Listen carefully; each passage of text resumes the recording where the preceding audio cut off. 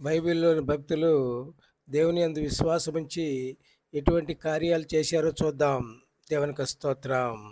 విశ్వాసమును బట్టి హేబేలు కయీను కంటే శ్రేష్టమైన బలి అర్పించాడు.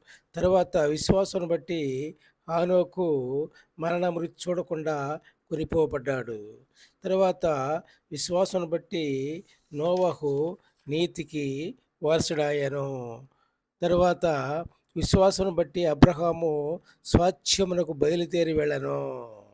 తరువాత విశ్వాసమును బట్టి శారాయి వయసు గతించిన గర్భం ధరించి శక్తి పొందెను.